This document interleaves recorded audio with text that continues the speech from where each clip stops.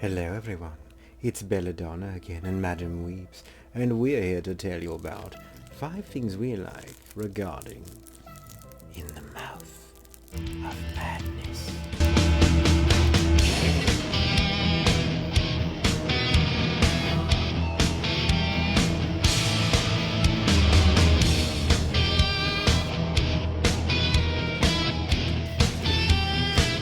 One, H.P. Lovecraft and Stephen King. Now, it's not a Stephen King film, it's not exactly an H.P. Lovecraft film.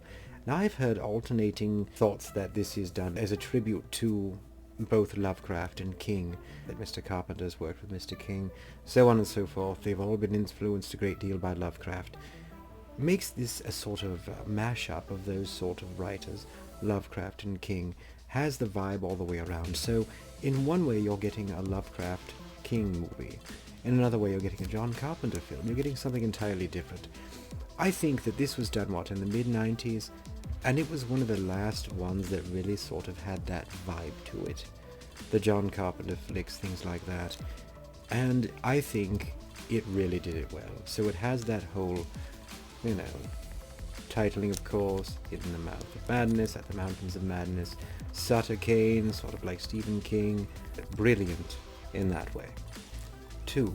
The cast. I think this had a really great cast, and actors that I really loved seeing, whether they were in major parts or in small parts. Of course you have Sam Neill. Who doesn't like themselves a little Sam Neill? Whether you're talking The Omen or Jurassic Park, Sam Neill is freaking great. Those are like Event Horizon, that sort of thing, around the same time. Really cool actor, of course. You had Charleton Heston. You had, of course, the recently late David Warner pop up. John Glover. John Glover's always fun. I think you had a really great cast here. Put together, very identifiable people that you recognize also from horror films and other such things, but that sort of make it a lot of fun. They're great actors that are a lot of fun at the same time. 3. The effects. And I specifically mean the puppetry and the makeup and whatnot. CGI was becoming much bigger, and you tend to see a lot of it in movies of this era. This, if it has any, I don't recall a great deal of it, all practical to my knowledge, if not most practical. Everything from puppeteering, extreme makeup, and even a contortionist to perform a certain part. And then of course the creatures that were made, the major animatronics and whatnot, I think created a world that was very realistic and yet still bizarrely fantastical, so you're on the edge of your reality and your unreality. And I don't think, of course, you see enough practical effects used in this fashion. I realize it's a different world now.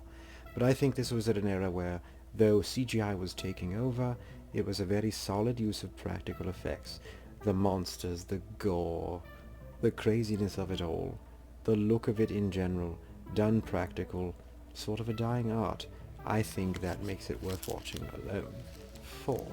The music. Now, this is a John Carpenter film, and we'll get more into him in a moment, of course. But the music in this film, from the moment it starts up, just kind of gets you going. It pulls you in, and you think this would need a more theatrical score, something almost like Halloween, maybe. But Carpenter does his own music again, I believe. If not, he works with somebody brilliant. You have what essentially is like a heavy metal soundtrack. It sounds like Metallica music of that era of the 90s. And it just starts off with that deep kind of rumble of the bass and the guitar and everything gets going, the drums are hitting. And it has a great opening theme that I think it resounds with me to this day. And the way it closes out in the movie. Just that alone sticks with me. It's the type of music I would like to just have playing so I could listen to it.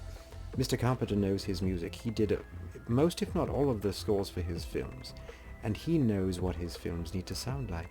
And I think the music in this one, though nothing like the typical synthesizer music he usually did, was a nice metal tribute to his genius with music in his horror films.